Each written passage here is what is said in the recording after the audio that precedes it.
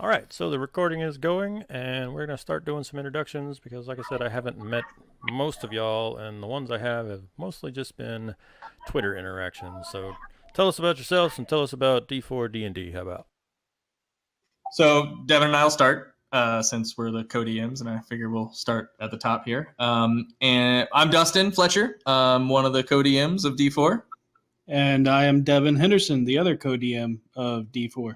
D4 is a live streaming 5th edition Dungeons and Dragons game that airs every Sunday at 5. Oh my goodness, that's right now. Wow. On y'all's in 7 p.m. Eastern Time, 4 p.m. Pacific Time at twitch.tv/rockpunchatl. We are running a very heavily modified dragon heist.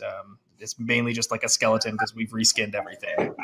15 episodes in, and we've only barely touched on the actual water deep dragon heist campaign. But that's us in a nutshell. We're both, when we're not running things and building crazy terrain, we're both in the film industry and have really no free time anymore. You don't need free time. If I can find free time, anyone can find free time. I always feel like I don't have free time, and yet I don't do anything. Well, tell us about yourself, Goblin Katie. Why, thank you, Tiger Wizard. I shall. My name is Goblin Katie. I am playing Seisha Valisbard on the D4 stream. She's an Asimir Paladin of Ogma, and I also appear on the Stellar Arcanum podcast as Zale Orame, a Triton Tempest Cleric / Rogue. I am a commercial building envelope consultant by day, which basically means I go out and look at commercial buildings, do assessments on them, and during the construction process, I make sure that the contractors follow the specifications and the building owners are happy. Hence all the hard hat pictures. Indeed. Oh, I never knew what your job was. I'm Batman. No, I'm Batman. What about you, Logan? Oh, shit. Are you speaking in a tunnel? Huh? He's on a phone. I'm on the phone. Oh, that Anyway. explains it. Can you hear me Anywho, now? Patrick Logan, I play Voss, the rogue on the D4 podcast. I originally met Dustin and Devin through a Star Wars D&D game. That was the first thing of D&D I've ever played, was with them. I played a vicious murder hobo who went about the land. I think that on the first, Dustin, correct me if I'm wrong, I believe the first session was we killed a guy and I looted his body for the memorabilia of his girlfriend / wife that I carried with me throughout the entire campaign. Yep, that is accurate. Yep, that's what I thought. I was determined to find this girl, never did. A little disappointed on that. But yeah, over time, after I kind of figured out how to play, got better at it and kind of embraced the whole improv aspect of it. I'm a local Atlanta actor, improviser, producer, director, writer, that whole entertainment shebang. Well, that sounds way more fun than my job. I'll get to my job at the end, but everyone in here is like actors and film guild type people and stuff, and I'm just... The film guild? The Film Guild, you know. The film guild. The good old Film Guild. Yeah, that's one of the guilds in Waterdeep. Of course it fucking is. Logan loves the bureaucracy. Yeah. There's like, we got to consult 25 different guilds to build a bar. Just like real life. Welcome to Waterdeep. Guilds on guilds on guilds. Now, when you say a bar, do you mean like Yeah, a we mean a bar. Where we are Essentially. touring the Troll Skull Manor downstairs back into a bar, and it's expensive. Katie, don't lie to them. We're actually investing in a large wrought iron bar that we're charging people to walk into. I was trying to make us sound glamorous, but I mean, if you want to be honest, maybe you should just tell them who you are, Katie. All right, I'm Katie Adkins. I'm the Tiger Wizard, local Atlanta actor, and I met Dustin like, oh, holy crap. Yeah, it was about 8 years. Years ago on the set of Level Up, I believe. Was it that one? Yeah, it was Level Up. I think at the time it was called Lords of Bad Axdom, but I think the end title was Level Up for Cartoon Network. It was called Lords of Bad Axdom. I forgot about that working title. But yes, they changed it to Level Up. And yep, pretty much the only people I got along with on that set was the crew, because they were the only other people who actually played video games, which is what the show was about. Anyways, that's besides the point. The point is I met Dustin and we stayed friends this whole time through the cosplay community and social media and whatnot, and, you know, him just being a cool person. I was always like, what's he up to? But yeah, I also go by the Tiger Wizard. I'm a Twitch streamer and also local cosplayer, and that's what I spend the majority of my time doing, is acting, cosplay, streaming, and playing D&D. And I think you're best known for getting chased by a serial killer. If I recall correctly. I am. I was featured in Adult Swim's Too Many Cooks back in 2014. I was chased down by a machete murderer, not an axe murderer. He killed me in the closet because my sign was too bright and showing through the door. Yep. It's years later and I still randomly just send that to people because I know it annoys them. Years later, and I still get random people being like, did you know you're in a GIF? Did you know there's a GIF of you? Did you know you're in this video? Did you know that you spent time acting in this? Seriously, I'm pretty sure I'm going to be known for that video for the rest of my life. Dustin, did I know you the least out of the group? No, you don't get to brag about that because I know everybody the least, Katie.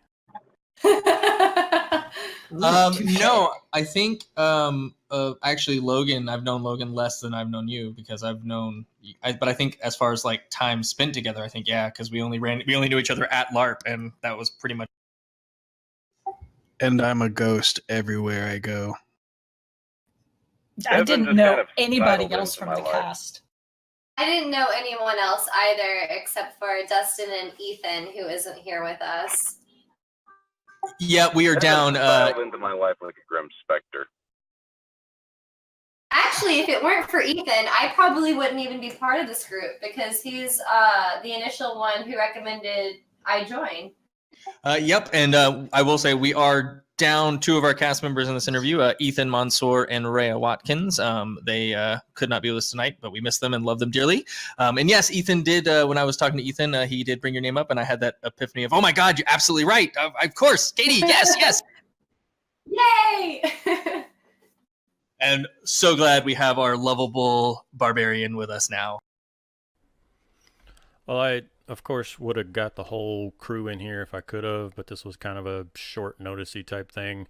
I woke up and couldn't really sleep at 5 o'clock in the morning one time and made a post on Twitter like, hey, would anyone want to like sit down and talk D&D and kind of like an interviewee social hour type thing, and then fell back asleep, and I woke up to like 175 yes me messages. So I started sifting through there and tried to like focus on the folks I had at least interacted with before, because I knew Goblin Katie a little bit. There's a couple of other channels. I'm talking to the Roll Initiative folks and Emma on Sunday, and then I have a few other channels that I'll be talking to next week.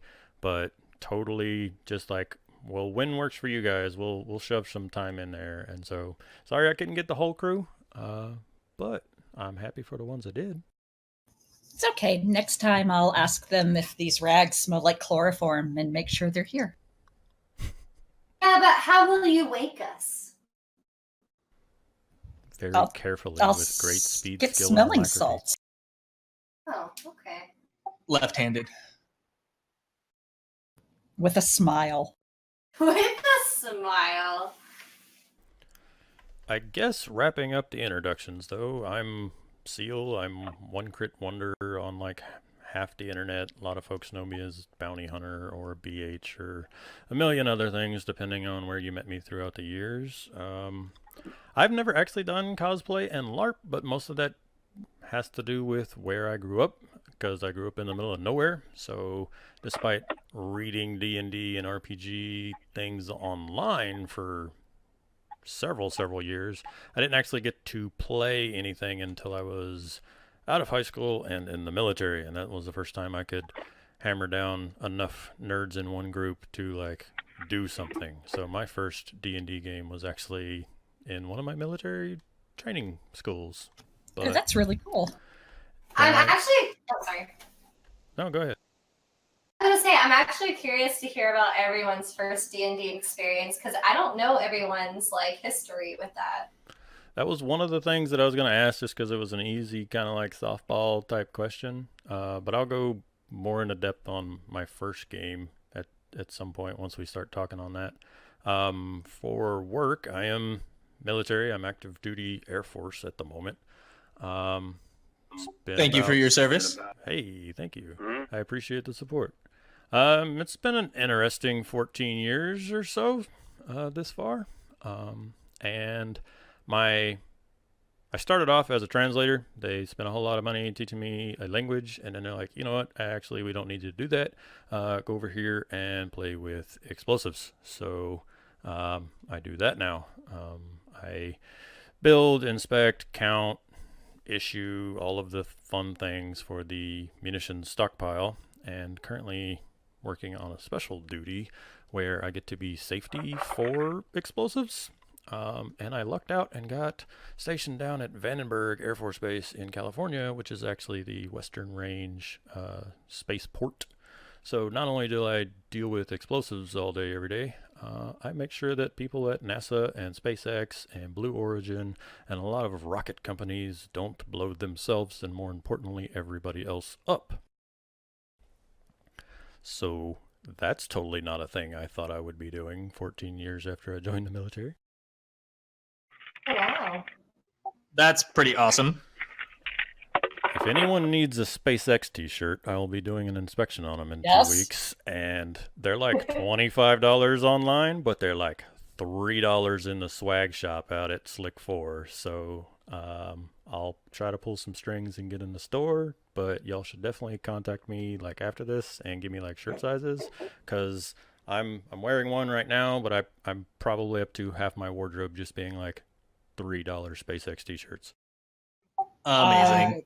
Definitely be hitting you up on that. But I'm not here to talk about work. I'm here to talk about RPGs. So yeah. Woo. Like I said, it's not a question answer kind of interview. More just like let's talk and see where the conversation goes. But the first question kind of topic that I had was for the two DMs actually, because I am aware that y'all are a co-DM stream. And that's something that's always kind of interested me, because I've never been in a game or ran a game where there were two DMs. So I was curious how that kind of worked and what that meant for like prep as one of the two GMs. Like, does someone do the prep and then you both run, or do you both just come up with ideas and then think tank stuff, or what? So let's start with that. We are actually just one hive mind, and we work together tandemly at all times. No. Our brains do align. So this kind of all started a few years ago. Well, more than a few years ago, actually. We ran a LARP together, and we wrote and co-wrote and ran a bunch of storylines at this Victorian horror LARP that we played. And that kind of took a lot of time, and we ended up going, hey, let's step away from that. And when we started coming up with the idea of the stream, We at first I was just going to DM, and then as I started, really getting into it, and we started talking, I kind of was like, you know what? I miss running things at the LARP. Why don't we co-DM this? We're not the first to do it. I think we're the first to do it on stream, but we've talked to a couple of people out in the world and on the internet. And there's a couple of smaller games out there, including one before Critical Role started going on their main campaign. Matt Mercer actually co-DM'd a game that Taliesin was a part of, and we talked to him about that. Oh, wow. My first experience with co-DM games was because I grew up in the middle of nowhere, so my first experience with RPGs was actually forum, like play-by-post games, because it allowed me to play with people since there were not people near me. And I'm not counting those as my first games, since it was kind of hit or miss and they fell apart really quick and moved at a really, really slow speed. But a surprising number of those were co-DM situations, mostly for like time zone coverage. But I've seen probably 5 or 6 in about the last month or so, either streams or channels or something that were co-DM'd, and it's really seeming to be a lot more of them these days than when I first started. Yeah, the way we break up, because you asked about pre-prepping and stuff like that, the way we break it up is we both create the outline together, and then Dustin mainly takes over map building, because we try and build maps for every combat that we can think of that is going to be important or visually impactful or sets the scene of the area. Otherwise, we do it theater of the mind, and then I take over all of the extreme nitty-gritty detail. In terms of like CR balance and stuff. No, more so in like the just writing of descriptions and whatnot. As far as it's not, hey, you walk into this red room. It's more of a what color wallpaper, the moisture in the air as the sweat drips off the walls. Yeah, here's what you smell. Here's what you hear. That kind of stuff. Exactly, because we wrote together at a LARP. I'm used to turning woods into a full city, into a spaceship, into these haunting caverns of like echoing ghostly sounds and stuff like that. And we try and create full immersion and full theater of the mind, not only for our players, but also for people listening on podcasts and people watching live, so that it isn't just a grunt game of this is what you see, now do this. It is literally almost like watching a movie through words, like listening to an audiobook. I could probably have a whole separate conversation about LARP, because again, I never did it myself, but I've known folks who have. And when I got to my first military training, actually it was my second military training, sorry, there was a group of Marines that LARPed, and Marines go hard in everything. So it was really interesting to see like LARPing, but like a bunch of grunts somewhere between like really into the like describing everything and trying to set the scene in the immersion like you're talking to, but combat trained Marines just going ballistic in the woods. I've had several Marines that I've LARPed with, and a couple that were on my teams at games, and yeah, they're really big into the go big or go home mentality, and it is awesome. Yeah, same. I've LARPed with some Marines and whatnot. But as far as like a lot of co-DMs or that we've found out is like one will take over in story, other people will take over in combat. We split everything 50-50 just about. Yeah, even when we read off what we've written, when improv comes up, because obviously the players are going to do something that we don't plan for. It's going to happen. It happens all the time. It is what it is. You can prep and prep and prep, and they're always going to do the one thing you don't prep for. That's just the way it goes. And option 8. Yep, and that's one of the things that we love about it. So, we both kind of take on that aspect of, oh crap, they just went the direction we didn't plan for. All right, cool. Now let's kind of work off each other, because we play off each other so well, and get through this and figure out where they're going to go next. I think having 2 minds or 2 GMs would really multiply that like oh crap, we need to improv moment, because right now, if my party does anything weird, you come to a fork in the road and the party's like, okay, we go straight. Okay, well, I have to immediately come up with something. But if you had two GMs, I feel like one could start spitballing something that would get the other one thinking about something, or at least just having somebody else to like start feeding information while you recovered from the fact that you're now off the rails. One thing I've noticed as we're streaming. Oh, started first, so go ahead. Okay. One thing I've noticed as we're streaming is I'll watch the guys, Dustin and Devin, and one of them will be talking and the other will write a note. And as soon as one finishes talking, they'll check the note. And it's interesting to watch how they build and play off each other in that respect. I personally really love having two DMs, which is obviously something I've never experienced before. But like when Dustin first told me that it was going to be two DMs, my first thought was interesting. And then my second thought was, wait, that makes total sense. Because as someone, for me, when I want to come up with ideas or stories or anything, or even my own, like I have Monster Hearts games, and like I'll ask friends to try to work off ideas for like storylines and whatnot. It just makes so much sense to have a second person there to work off of, because when it's two people like thinking in the same space, it can, I feel like, really expand to and more exciting like horizons. Does that make sense? Like I just feel like more can come of it because you can work off of each other. And that was one of the things that I had for the players in the group, was how it felt for you guys having two GMs, whether it was a better situation or whether you feel like you had that like mom and dad, like, well, I already got permission from mom, but now dad's telling me no, like whether that ever came into account. Or... No, absolutely. Yes. Well, okay, I don't remember that, but you go ahead. It totally happens. I wanted to, if I remember correctly, I wanted to adjust my armor and make a lot of noise during our episode with Mark Meir. And Devin said, okay. And Dustin went, no. Because he foresaw that being abused. Take those two things and 69 them. I would kind of like that as a DM, though, having a second person there to think about something that I might be missing. Like, agreeing to that.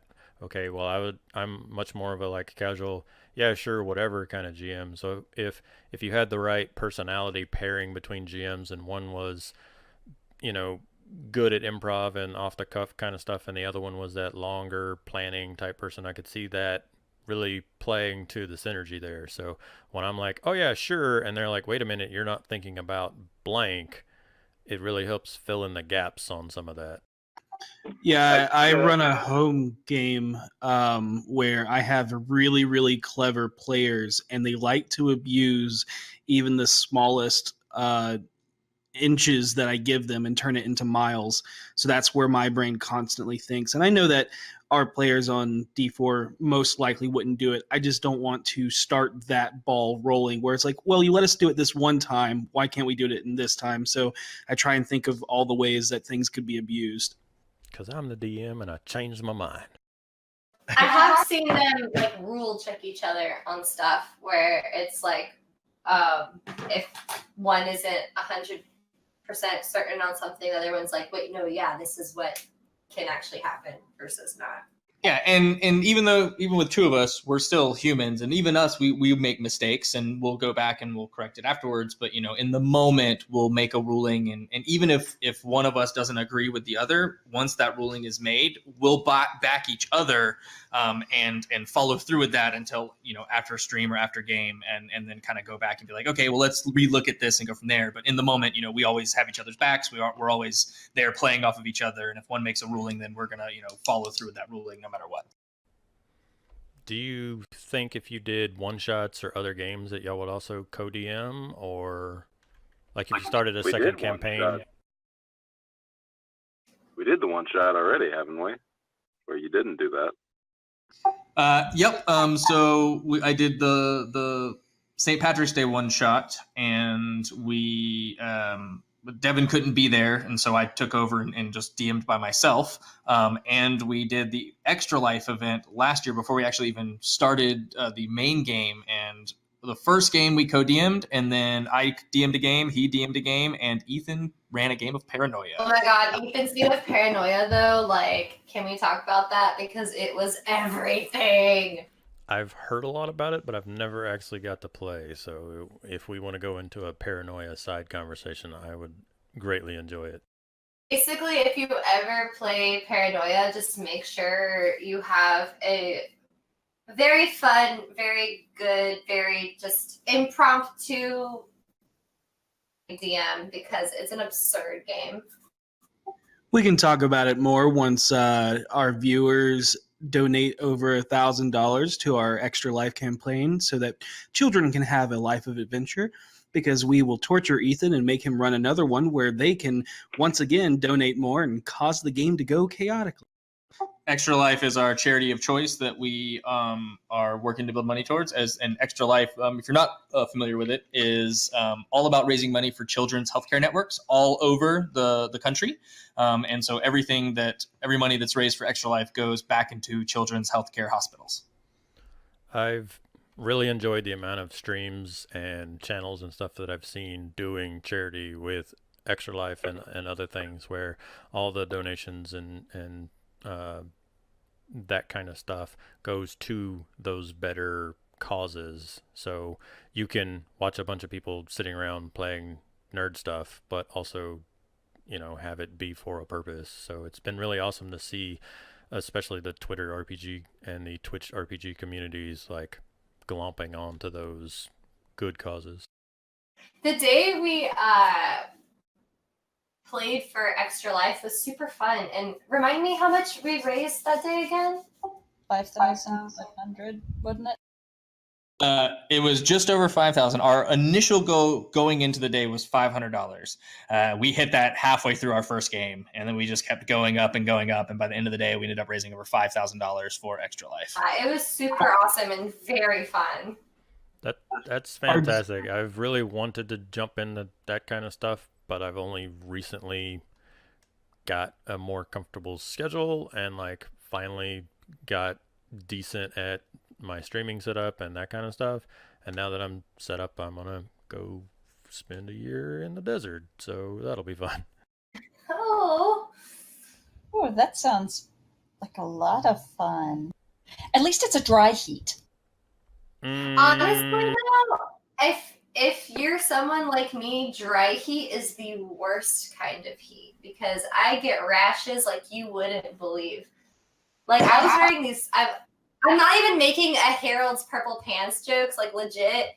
When I'm in dry heat, I cannot wear pants, period, because I'll just get rashes. Purple pants, man, I'm telling you, the purple rash pants, you got to stay away from. I'm telling you guys that, I had to wear skirts the entire time I was in Vegas because the heat was so dry that it killed me, dude. I have done all the kinds of heats. I grew up in the South, right there on the Alabama-Georgia border. Yep. I spent 3.5 years in Tucson, and so about the time I started wandering around the globe, I was like, man, I've done wet heat, I've done dry heat, I've been to Texas in July. How bad can it be? And both South Korea and Qatar were like, actually, really bad, fam. So.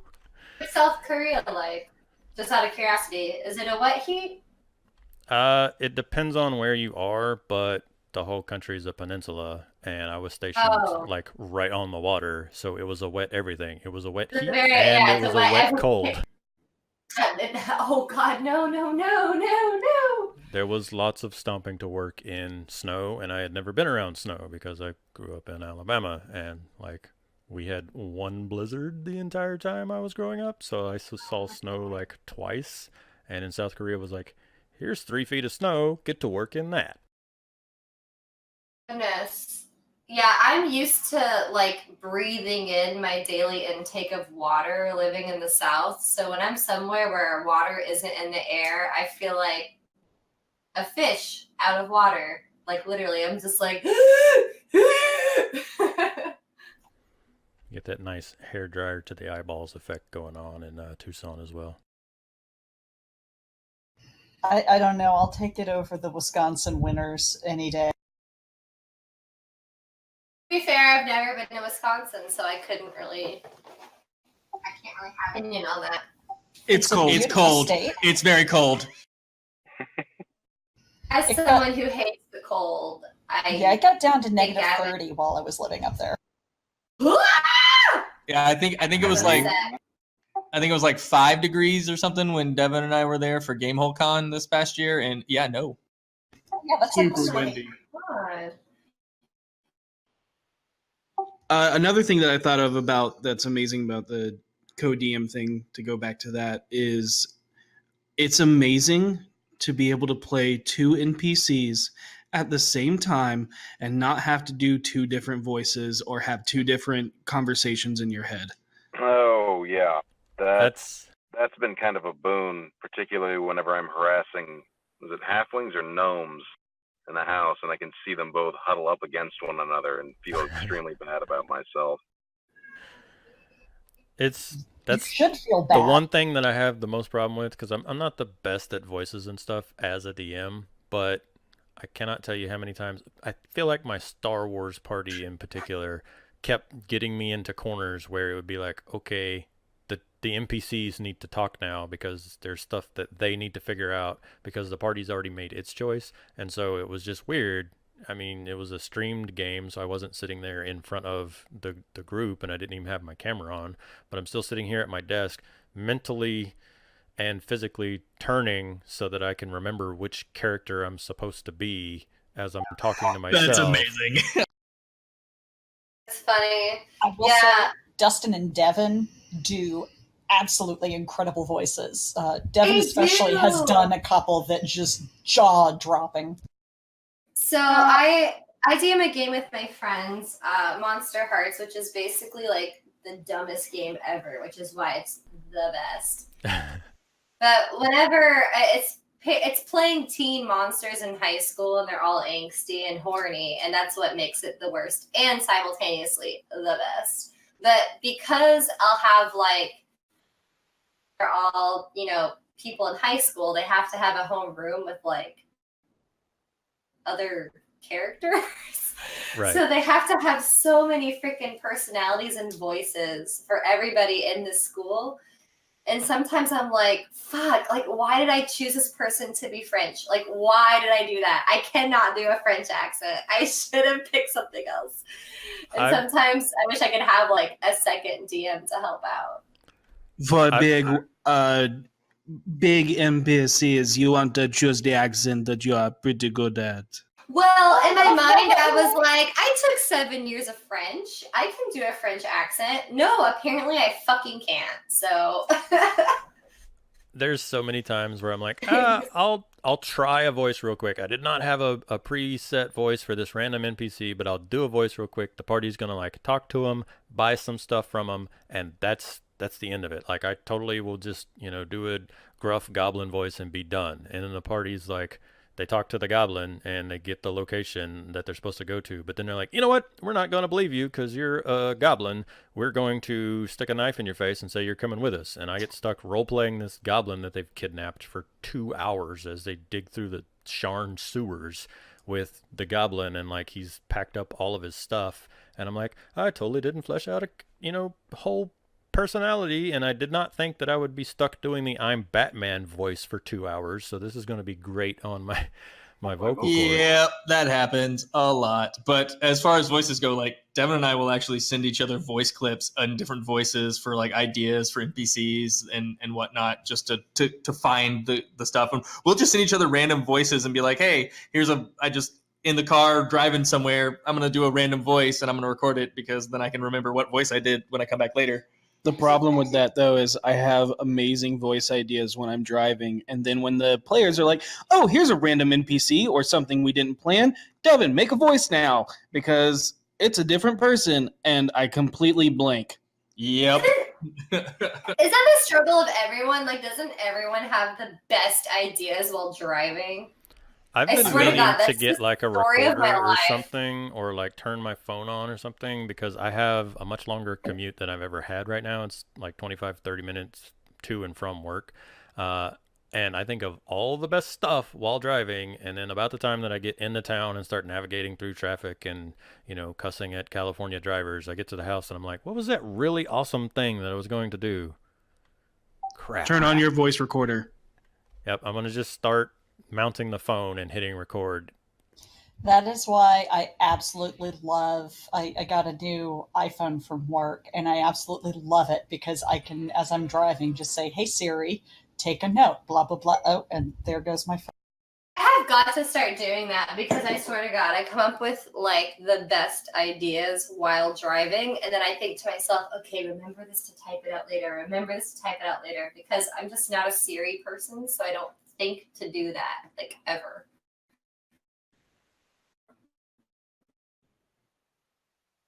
Getting an end of my thought, guys. Okay. Since you're not using push to talk, sometimes the voice gate like cuts out for a second, and so I'm never quite sure if you're going to snap back in 2 seconds. So I always give you just a bit of a lead time. Oh, I'm so sorry. Okay, No, You have no one to blame but yourself, if it makes Katie. it better. No, I'm just letting you know that I'm not like waiting to be rude. I'm waiting because I don't want to be rude. No, I got you. I got you. Maybe I should just say like over at the end of my comment. Roger. Roger that. Oh my god. Requesting clearance, Clarence. 10-4.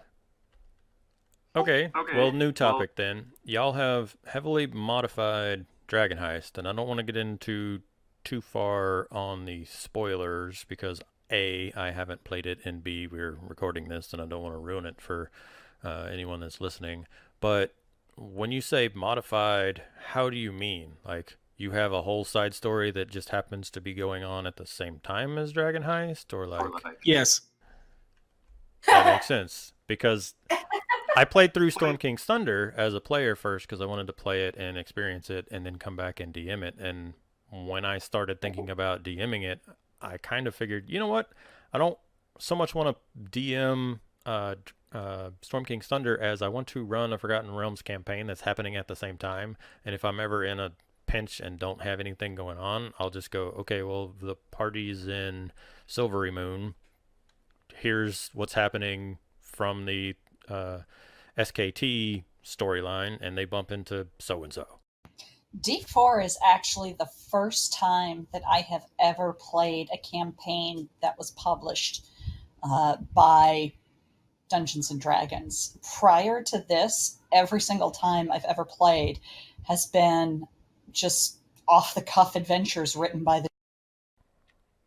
Most of my time as a player has been homebrew games, and most of my time as a DM has been published campaigns, and that's mostly because I flip through a lot of systems because I want to try them, and the easiest way for me to do that is to just take a book and run it, because if I spend all the time building something and getting it set up, about the time I'm ready to go, I'll move, or somebody in the party will move, or something. So a lot of times getting people hooked into a campaign and getting it started means that it will actually happen.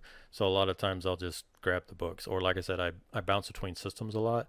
So with the Star Wars RPG system by Fantasy Flight Games, Edge of the Empire, Age of Rebellion, and Force and Destiny, I wasn't comfortable with balancing stuff in that immediately, and so I ran a published module to like whet my appetite and to let my players see what the system was like from the official standpoint.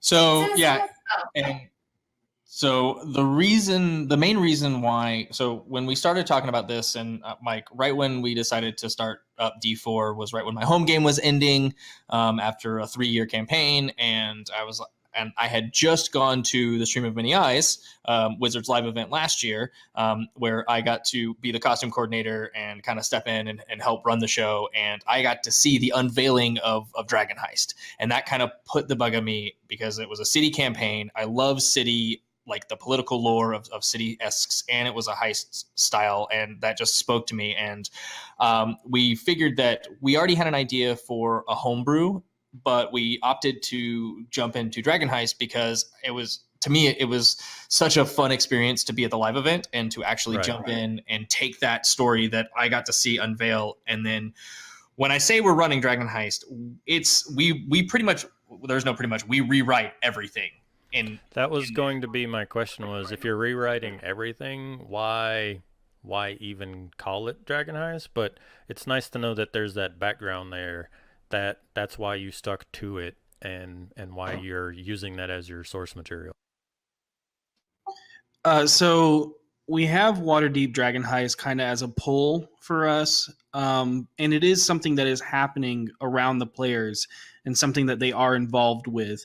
But because we wanted to make the backstories of the players so prevalent in our campaign, and also because we like certain aspects of genres that if our players haven't picked up or our viewers haven't picked up yet, then keep listening and keep watching. But Waterdeep Dragon Heist is happening, but we have the seeds of our story being sowed now.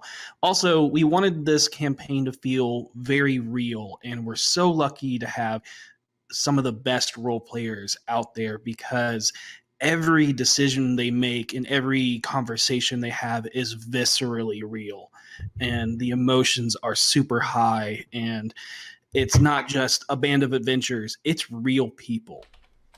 Right. Aww. Aww. I feel all warm and fuzzy. You got balls from both Katies.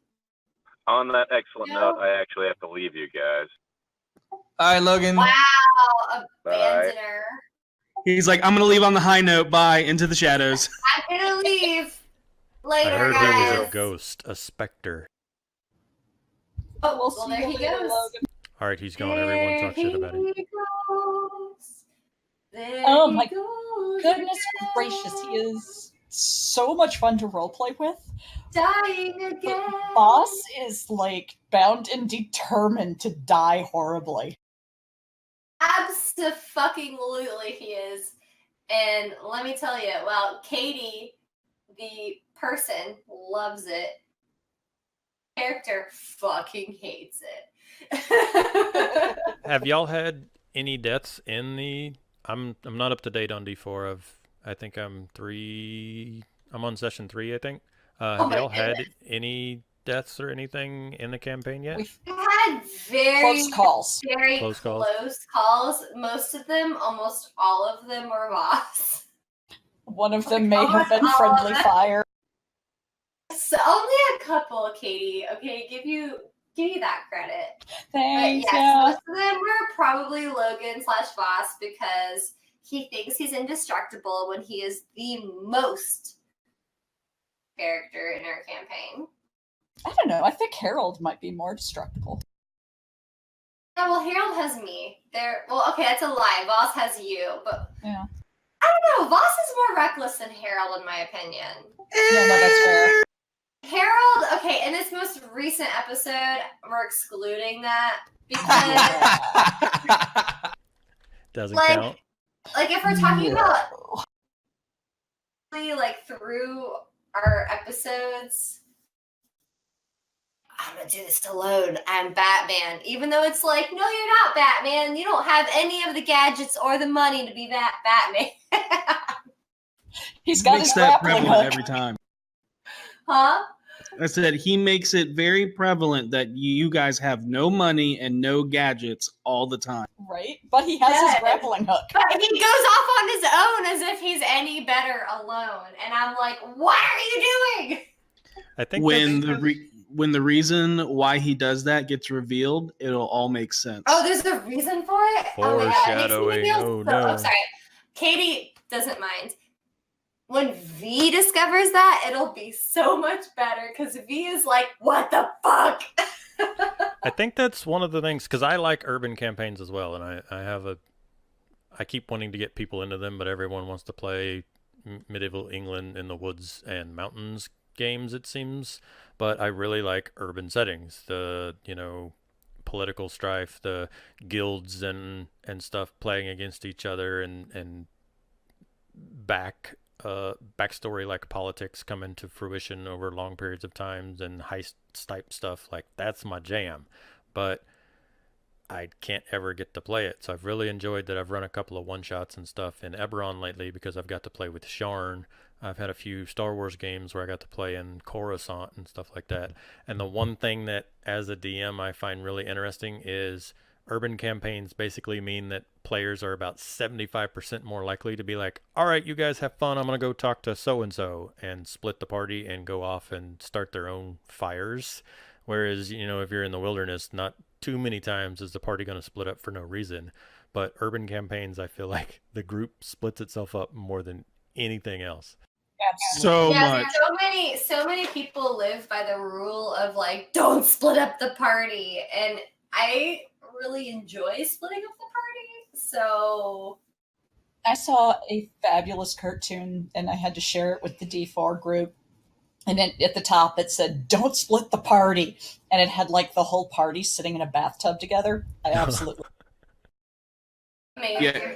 D4 is just splitting the party all the time.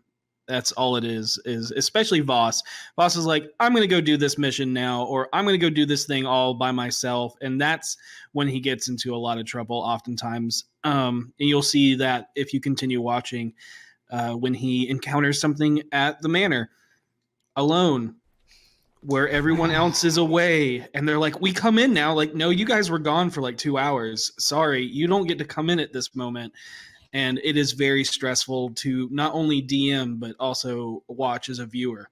Like, legit, I could feel my blood pressure physically rising. And I was more stressed out during that fight than I have ever been in a. Honestly, this has been one of the most intense role-playing campaigns I've ever played. I've played a very decent amount of campaigns at this point. This one's been really hitting my, like, emotional button. Does that make sense? All the happy buttons. Devin and I. So we are very, very much in. To me and Devin, we tell a story that can push any type of emotion onto our players through their characters, and that can be happiness, sadness, fear, no matter what. Whenever that bleed over of emotion affects the players so much that they're so immersed in the story, that to us means that we are doing our jobs as a storyteller. If you watch the stream, you'll see Dustin's coffee mug many times, and on one side it literally says players tears. And this is a reputation that he's gotten over many years through LARP and RPG games. And I do not have a wording on my cup, but I am the collector of fears, because I worked at a haunted house for 13 years. And I like to scare people. Yeah. So awesome, though. Which haunted house? Can I know? Netherworld. Oh, awesome. I know people who work there, so you probably know them. Oh yeah, probably. So the episode that's going to air on Sunday, I'm not going to give away any spoilers, but I will say that by the end of this episode, Ethan and I were so emotionally exhausted that we were just wiped out. This Sunday's episode is intense. Dude, y'all had me going. It got to a point where I was like, I gotta pick a side. I gotta figure this out. I gotta get through this. Well, I was talking to Ethan about it, and he said that normally he would have, like, it got so pitched, he would have gotten up and walked away from the table for a few minutes to kind of collect himself. Oh, no. But on a stream, you can't do that. So we were just kind of sitting there stewing in the emotion. Thank God, we had a little break there in between, because I know the two of you were just very into it in the very specific headspace. Yes. That's one of the things about the way that y'all stream, because y'all are all in the same room, right? It's the same as like Critical Role or something where you're actually still playing at a table, you're just streaming the experience. And I unfortunately Correct. haven't had that ability because I'm in the middle of nowhere right now, and so my games have all been online games. So I'm streaming the Roll20 tabletop and stuff, which is actually pretty great because I don't have to worry about camera angles and anything crazy. I can just say, hey, here's a browser source, have fun, Roll20. But I don't get the same feeling. And on top of that, you have certain other things. I could have a whole side conversation, and I need to do an episode of my like RPG talk stuff where I compare what it's like GMing in person compared to GMing online. But there's lots of things that you wouldn't think about. For instance, we're all in the same channel right now, and if we were at a table, one player could lean over to the other player and have a comment. But when you're playing with Discord voice, like everyone's fighting for the same talk space, and so we have this talking over that we're doing right now. And yeah, I can shoot a private message to one of the players here and there, but like I feel like it kills a lot of the side chatter and stuff to be online because you're fighting for the same voice space. Oh, I To be fair. definitely feel that. Oh, I totally feel that. As the most, like, I'm a talk over these people person in this game. I will admit it. I will call myself out. I know I'm that person.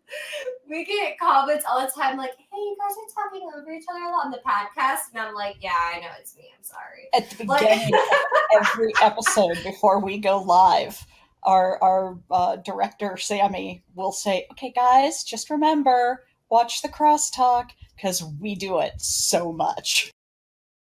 Yeah, I've been instructed to literally use my hands to cover my mic to whisper something to the player next to me if I absolutely need to say something, which of course is constantly because I talk constantly. I'm just that jerk that always like slides a pun in there real quick, and so I've had to break myself of the habit of flinging a "that's what she said" awesome! into like I do that all the time too, dude. I feel it. I feel right. that. But I feel bad about putting in the voice channel because when I talk, then the DM like takes a moment because, like I said, we're all online, so the DM's talking, and so I've got to the point where I just need to like put my sealed commentary into the Roll20 chat so that I can hear people chuckling in the background and be like, yes, pun successful, instead of like being that asshole that stops the DM mid conversation just because I wanted to tell the guy next to me that's what she said joke or make a bard pun.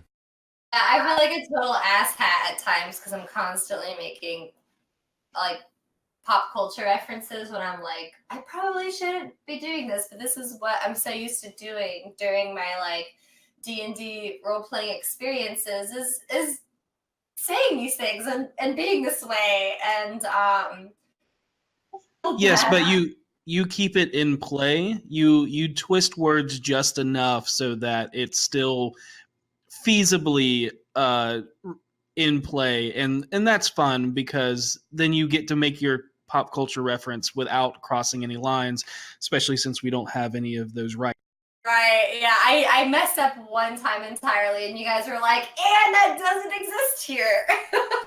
I find it funny because when I watch the stream, because I go back through and watch so I can make sure all my notes are correct because my character is a ridiculous note taker.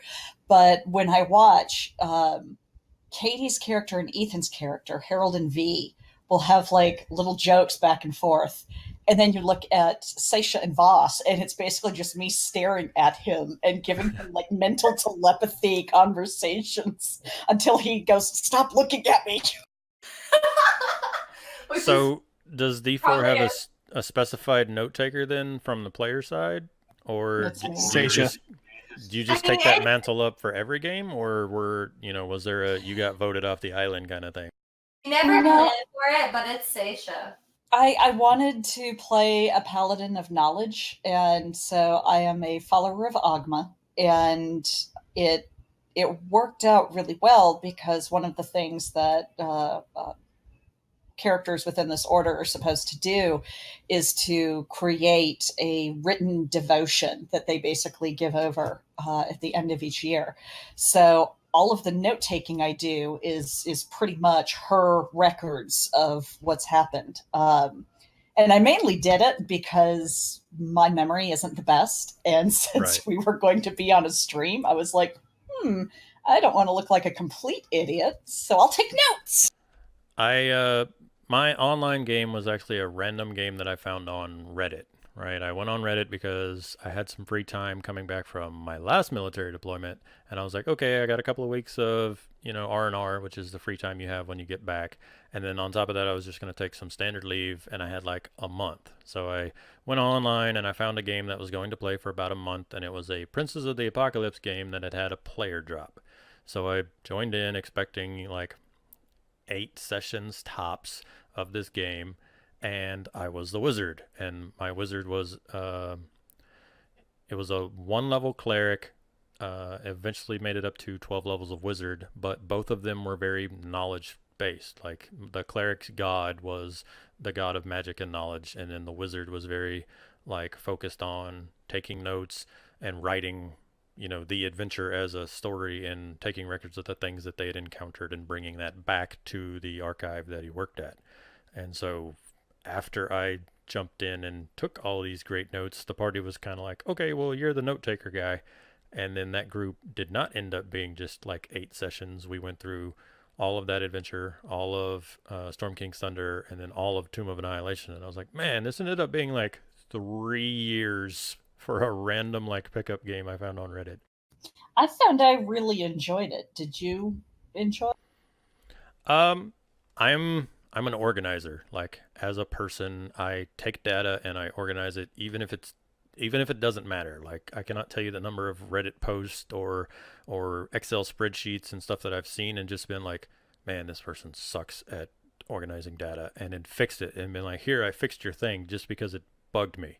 I so do that. But with Roll20, I could make really good notes because it wasn't just my crappy handwriting in a notebook. I could do things like every time I mentioned a PC, I would bold their name and make it blue text, and then all the key NPCs in my notes were bolded and I think purple. But I would do things like that so that I could find things really quickly, and you can like link in between handouts, and it was really great note taking for Roll20.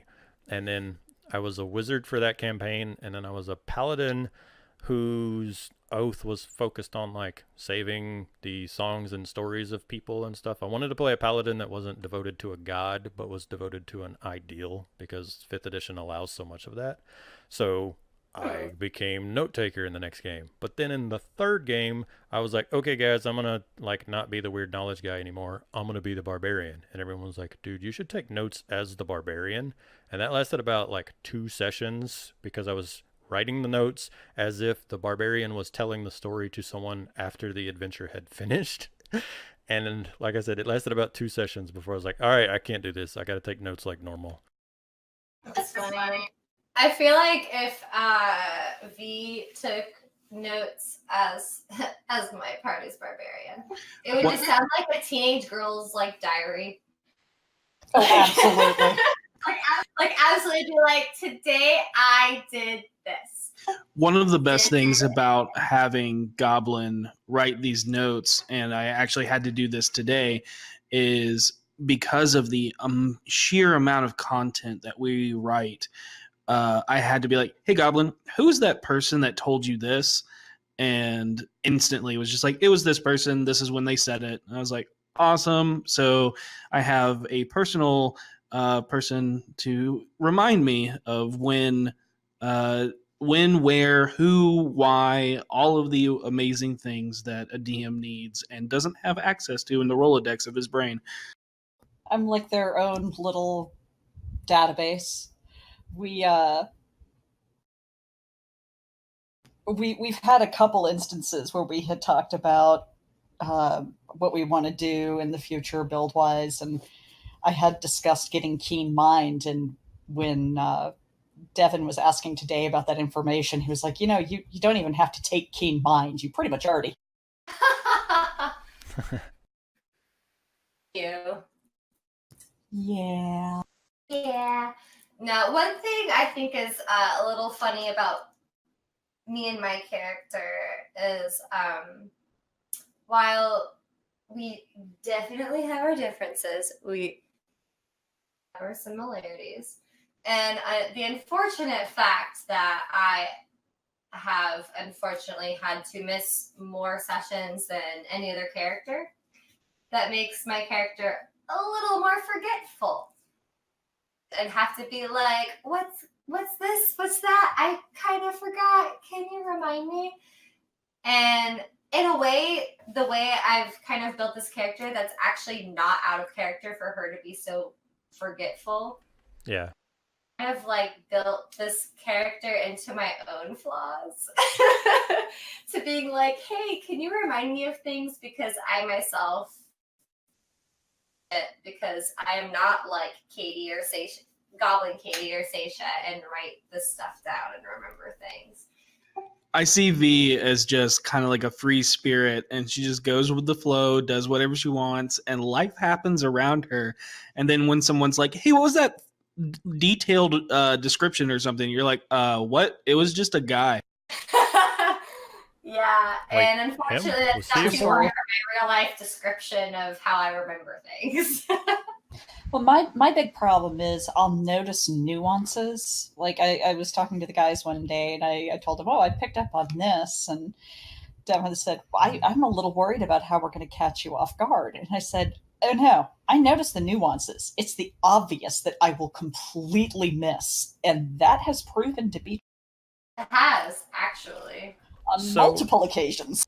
So one of the questions I actually had, has. since we're hitting about the hour mark, and I want to make sure I get this in though, one of the questions I actually have for the DMs is, okay, we're talking about forgetful players playing forgetful characters, but how do you deal with when a person has a high int or high charisma character, but the player isn't necessarily that kind of person, right? So you have a wizard who has a 20 int and can look at this puzzle and probably figure it out super quick, but the player's been mucking around with this thing for 20 minutes, and the character would definitely have figured this out by now. Or the character is a 20 charisma bard and would be able to smooth talk the pants off of anybody, but the player is brand new and not great at this. So like, how do you deal with that? Okay, your character would clearly succeed at this. Yeah, because a lot of us are LARPers, and because we've run LARPing, a lot of it we have the benefit of playing with characters and players that are actors and or LARPers, so they typically know how to play a character in that description. But my advice to any other DMs out there, if you do have a player that has these scores that are not congruent with the actual player's abilities, you have to take it upon yourself to understand that character would, and you add roles. If one of our players role plays a scenario extremely well, like happened on the last session, I believe, when Harold was speaking to some creatures, he role played something off the cuff that was mind blowing, and we gave him advantage. And that is a beautiful thing about 5th edition that you can do. Sometimes we just let the players role play well enough that they don't have to make a roll because they are playing their character adequately to their scores. But if you ever come into a situation where the skills of the player don't match the skills of the character, then you just add the rolls in there. Yep, and you let the dice depict that aspect. Give them make an intelligence check. All right, I'll give you a little bit of clue. Awesome, you got that. Tap into your brain, and it all depends. It's that off the cusp. As a DM, it really helps if you know your players really well, because I completely agree on that. Yeah, you can then take those aspects of where the shortfalls of the player might be overweight by the actual character that they're playing, and you can nudge and help them out. Like Devin said, we are so lucky with our cast and our players on D4. They know their characters so well, and it's a lot of times they're role playing, and we don't even have to make them make a roll because they're role playing it so well. Or if we do have them make a roll, they get advantage because it was such an amazing role play aspect of it. That's one of the things I'm a little jealous of when it comes to D4 specifically, and streams like it. You guys have known each other inside and outside of the role-playing hobby for an extended period of time, and on top of that, it's an ongoing campaign. It's not just one shot or a quick story arc.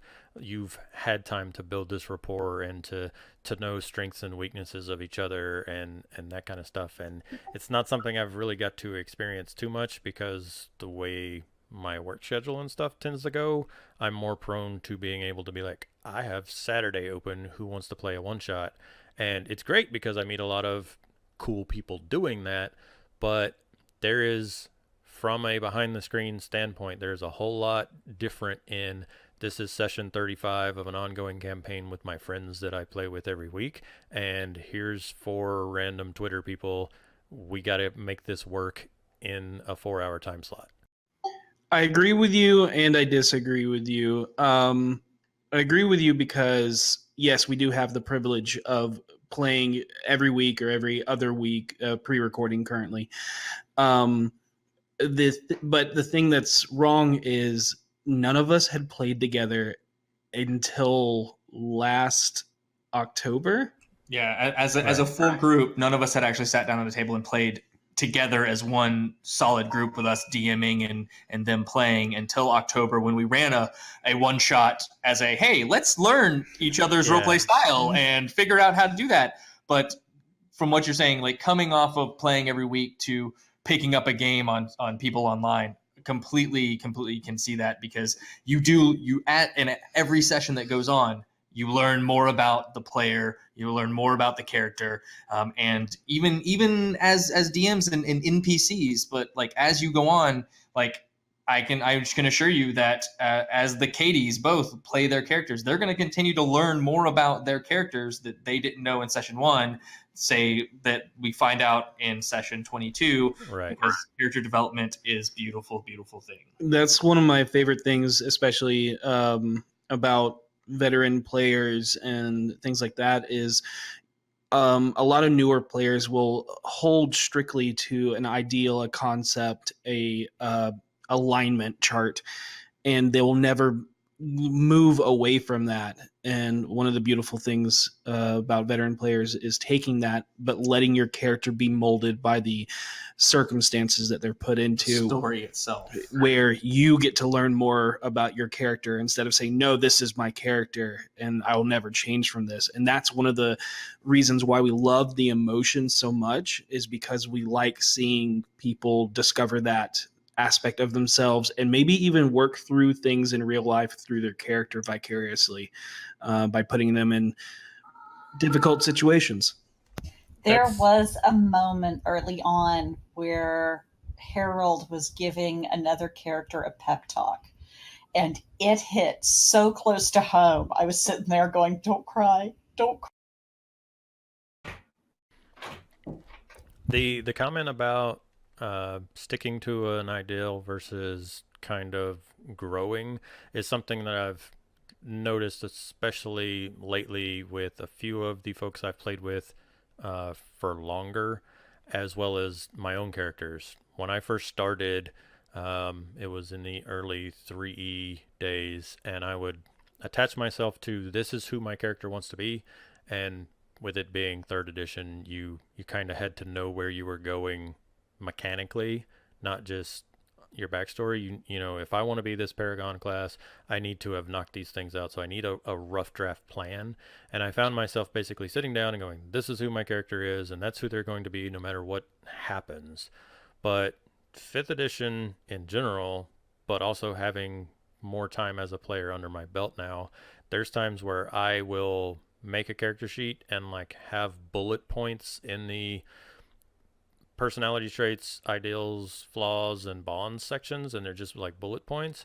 But the fleshing out of the character really comes from playing that character, and then once I've got a few sessions down, going, okay, here's this cool thing about their backstory, and that's based on the fact that playing with the group, I've really made them more of a shy character than I was intending, and the reason that they're shy is because of blank.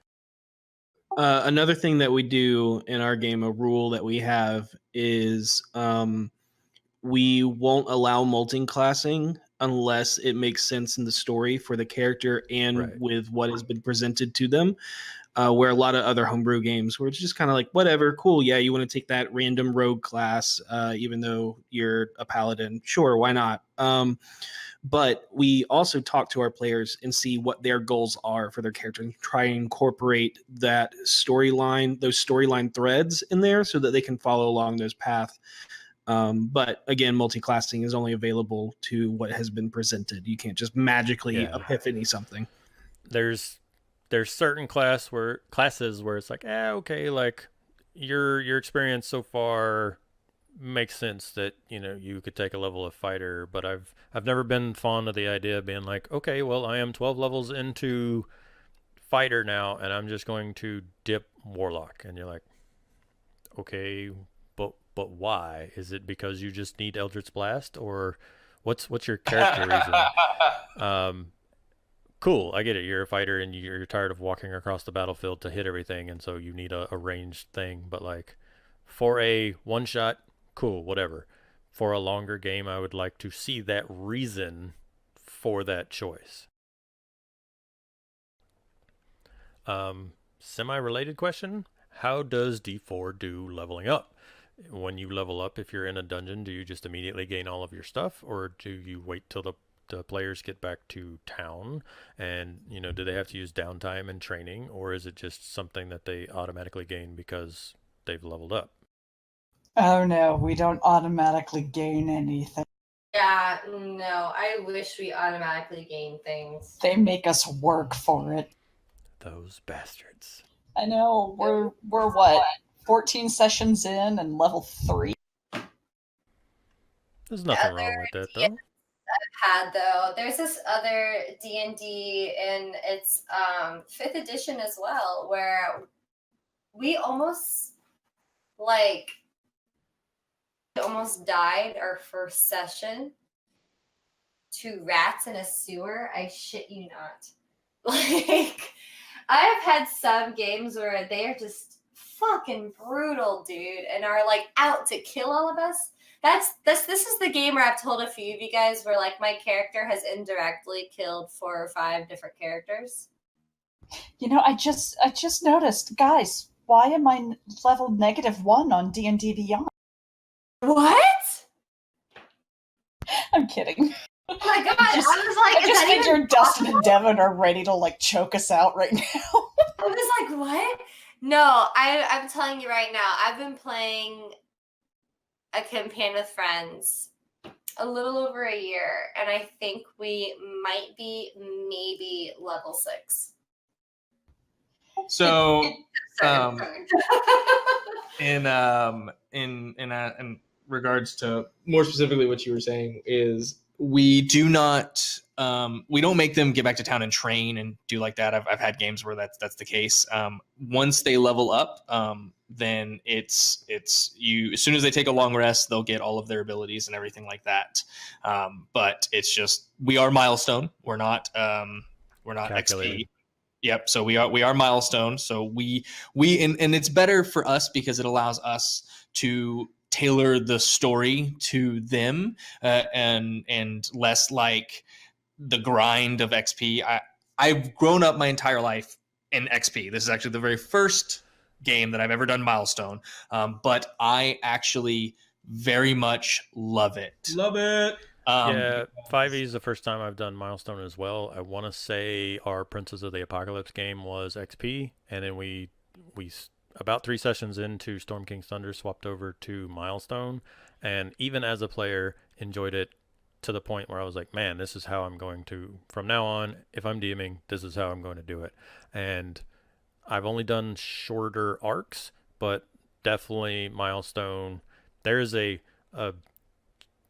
noticeable difference in the game that I play with XPs and the games that I play with milestones. In all honesty, as much as I'm griping, it works really well, and the Dustin and Devin do a good job of making us feel like we've accomplished something when we level. So that I will give them props. We do it because if you're playing XP, a lot of people are like, "Oh man, I'm like 25 XP away from leveling. How many rabbits can I kill?" Yeah, And I'm not gonna let this guy get away. I'm gonna go punch him because we're 100 XP from leveling. Exactly. And so to us, we found that it kind of breeds murder hobos, where in this game that we're running now, we actually set kind of milestones in play, like checkpoints, for the itinerary of what you have to accomplish. You have to accomplish enough of these to level, and then story wise it makes more sense. And then also we can put more encounters in instead of worrying about like, oh man, now they're level 6 and they're only supposed to be level 3 because of the monsters they fought and all that kind of stuff. So it makes it easier on our end and also more rewarding, we feel, on the player's end.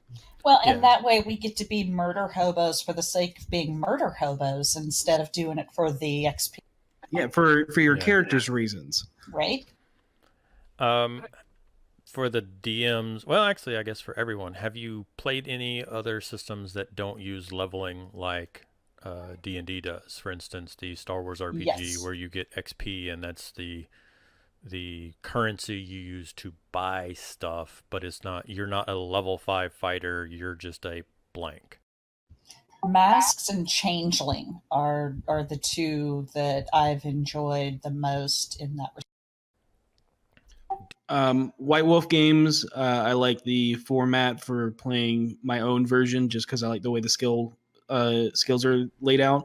If Ethan were on right now, he would talk about Fate. Fate. He loves Fate, and the next one shot probably will be a Fate-based game. Yep. Fate has been on my to-do list for a while, and it's in my, if I can convince people to do it, one-shot pile. I've mentioned it on Twitter and stuff before. I don't know if it's something that Goblin Katie has seen, but I myself and 5 other DMs from the Twitterverse kind of made a small DM posse, basically. We called it Notorious DMG, the Notorious Dungeon Masters Guild. And what it is a bunch of DMs who are stuck at being forever DMs and want to try other systems besides the ones that they're playing themselves. And it's just all short arcs, so like 3 to 4 sessions of Fate, and we did 3 to 4 sessions of 3.5. Next is Jousm. Matt, who runs Jousm's Den, he's going to do 4 sessions of Zweihander, but it's just been nice getting to play those kind of things like Fate and Tales from the Loop and stuff that my normal circles aren't into or don't have experience with. That's awesome. Yeah, because I love that name. Trying to con my long-running D&D 5e group into trying something normally means, oh, well, you're the DM for 5e. Clearly, you're going to be the DM for Tales from the Loop.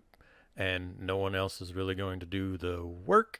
And you're going to not only run the next game, you're going to teach us the system. Oh, okay. Well, just being able to have a DM who runs Zweihander all the time say, hey, you want to run 4 sessions of Zweihander? I'll walk you through character making and we'll play some Zweihander, and that'll be it, is amazing. I'm actually getting ready to run a Lost Laboratory of Kawalish. Is that how it's said? For Kawalish? A group that's always stuck DM. Also, you can completely blame me on the Notorious DMG. We were tossing around several things. We did a couple of Twitter polls, and like right before we made the Twitter poll, I was like, hey, how about... See, it's the pun brain at work. I just love witty names, and so like the first time I bumped into the Experience Points stream, I was like, yes. Are you familiar with the name of our group on D4, the in-game? I think so, but go ahead, just so that we got it on stream and everything too. It is the best ever. So we were sitting in a session, and we went into a shop, and the guy working at the counter asked Harold, "Oh, so you're adventurers?" And Harold says, "Yeah." And he goes, "Oh, anything I would have heard of?" And Harold says, "Well, no, this is actually our first adventure." And the guy says, "Ah, well, do you guys have a name?" And for some reason, I was over in an aisle a ways away, and for some reason it popped into my head. And I said, the best friends gang. And we couldn't actually use gang because it was a reference from a TV show. So we're called the BFGs. And there's a couple different things that it could mean. But if anyone ever asks, we will say it's the Best Friends Guild just to watch Voss's reaction because he hates it. Every time it comes to picking party names, like when I was listening through Critical Role and they finally settled on Mighty Nine and stuff like that, I always think of the ending to Mystery Men, where the like reporter asks them what their group name is and they can't think of anything, and she's like, "Well, we just want to thank you again, this mysterious group of mystery men." And then the character's like, "Yes, that's it," and then says some completely. But like she says mystery men and he's like, "Yes, that's it," and then says some other like the best friends group like you said, and they wander off and that's the end of the movie. Every time I'm picking a group name, like I always think of that scene. Like we're gonna have the yes, that's perfect, and then somebody in the group will be like, "We're gonna be the blanks, the fluffy koalas." Mine was actually, it was 30 Rock that I got it from. There you go.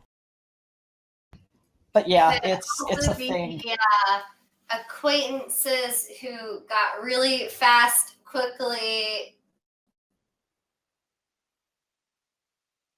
That's catchy, right? Totally catchy. Yep, I knew I'm it. on board. I still think my favorite is the stand for the BFGs is by the fucking gods. By the fucking gods. That was the actual best, though. Wasn't that you, Katie? That was, that? yeah. Oh my god, that was so fucking funny. Oh my god. I like names like that get initialized so that you can then come up with other things. Like with Notorious DMG, I love throwing out other things that DMG could stand for besides Dungeon Masters Group or Dungeon Masters Guild. I'm pretty sure like every episode I'm like, oh yeah, we're the Notorious DMG, which is the, blank. Well, it works out really nicely because our fans / watchers, whatever you want to call them, because I get weirded out saying fans, but the folks who watch are the BFFs. Or the D4ers. Or the D4ers, yes. I've made a couple of Twitter posts about it, but I've tried to be like, okay, well, I'm OneCritWonder and Critters is already taken, and Wonders is kind of weird. What's my Philip DeFranco? What's happening, nation? What's that? But D4ers is amazing, by the way. I kind of want to say the Cronuts for some reason, but I don't know why. Cronuts? That's for sure Harold with his crows. Right. Everybody has a pet. I have the best pet. Wait. You have Bob Bush. I have Bob Bush. And Harold. And Harold. I have Harold. and I'm pretty sure between my wizard and the warlock that I had in the Princes of the Apocalypse game that we did, we made our DM Ken just hate animal companions, and so he would modify the fights just for AoE to kill the owl and the bird. I had a DM like that one time, and it was awful. That's so mean. It was super mean. One time I was in it was a very short-lived D&D campaign because it was with a friend of mine, and her boyfriend was our DM, and their relationship was short-lived. Therefore, the campaign was short-lived. But we had a whole side story tangent where one of our players was such a devout vegan and for saving animals. I think she was a druid. That was so intense that the DM unfortunately mentioned one pig in this one town. So she made it her entire mission to save this pig. So it became an entire side story to find this pig, a safe haven to live in. our thing because the DM refused to allow us to make him a battle pig. So Oh my god, build everybody some should have a Battle pig. pig. battle pig Battle. armor. so hard to make him a battle pig, and the DM was so against it that we finally found someone to be like, hey, can you take care of this pig for us while we're gone? And they were like, yeah, fucking whatever, we got you. So the pig So we went to go live on on our a little farm. This little piggy went to market. You would think that. So we go on our dungeon crawling quest, and we motherfucking come back to find not only did the pig die, its entrails was spread all over the house we left it at. Like, it was horrifically, brutally murdered to just a specific degree that no one needs to live through. That is some It amazing was not fun. fight. It was a lot. It was a lot because that pig DM did it was because he hated the pig, he didn't want the pig, and he was punishing us for wanting the pig. Ken, our DM for the my online game, he started making us update the animal companion character sheets every time they died. So Archimedes was the warlock's owl. And I think we were up to like Archimedes the 13th by the end of that game.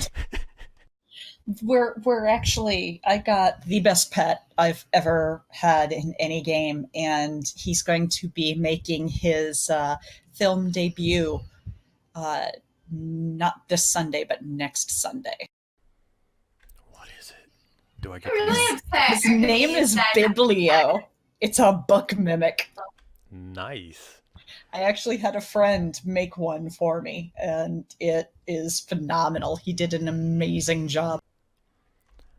We both had owls for Princes of the Apocalypse, which I think led to most of the DM's hatred, because when I first joined the group, I would make a pun here and there, and Ken would be like, "That's hilarious, initiative," and then initiative, inspiration, but he very quickly realized that I'm just gonna be that asshole, and so we both had owls, and the animal companions would go in and do something, and then I'd be like, "Owl be damned," when Archimedes got lit on fire again or whatever, and I think that just led to, oh man, all of the owl puns. I'm just gonna kill the owls so that Hunter will shut up. I play in a home game, and I have an owl familiar, and its name is Dr. Hoot. Oh my fucking god. At Nero, a LARP I used to play, I had an owl familiar for a little while, and I'm ashamed to say I named him Hoot. I think the best thing about the owl things was I had one player in the group that always fell for the same thing, and so it'd be 2 or 3 sessions, and then I'd be like, "Hey Varys, you know who does a really good impersonation of an owl?" "Who?" "Ah." I am very upset that Archimedes was murdered and brought back. Archimedes, we had the 2 of them. Mine was Nasha, which was the Choctaw word for owl, and his was Archimedes because all of his pets across all of his characters were like Einstein and Archimedes and other like figures like that. And nice. Archimedes did so much more than Einstein. Yeah, I'm just saying he had a theme. He went through all the historical figures like that. But I played very much close to the chest with only sending my owl in as needed. He was very much like, totally going to get the help action in on the boss fight. Here we go. And I'm like, I mean, it's the elemental lord of fire. You can assume there's going to be some AoE, man. Right. So the DMs have to cut out unless there is an option. We'll take one if you want to filter that, or say our goodbyes and hope that you watch us on Sundays. No, we're at exactly an hour and a half, so we can go ahead and wind down here as well. We went longer. I expected that would happen, but such happens when you're talking about nerd stuff. We do love to talk. It's true. Absolutely. Yes, they do.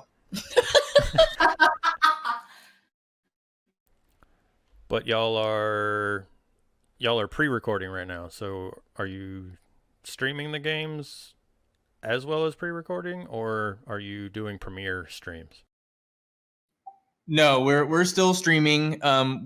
Nothing has changed. Time slot is still 7:00. It still airs as if it's live. We're just temporarily pre-recording. We're filming every other week, and we're shooting 2 episodes a week. So, but nothing is changing about the game other than that, and it's just temporary for scheduling conflicts. The only difference is that we don't have the D&D Beyond overlay running during the game while the system.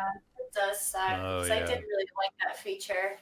Yeah, but I mean that's a small thing in the grand scheme of things. So, shout out to the Glitter Bottom boys. What's up, Steve? All right, well, we'll go ahead and wind down here. I have the continuation of my Stranger Things starter set game this Sunday, but next Sunday I'll be free, so I will be sure to stop by and heckle your stream chat while stream is going. yay! Our VODs are available on YouTube every Tuesday at 7 p.m. Also, you can find that at Rock Punch ATL. Or you can go to therontoexperience.com. God damn it. I will be taking this video and uploading it Saturday, and I'm going to get all that information from you so that I can include it in the down below on YouTube. So go ahead and kill the recording in just a second, but please somebody link me all that stuff on Discord. We will do. And before we sign out, we just want to say, be excellent to each other. May you always roll with advantage.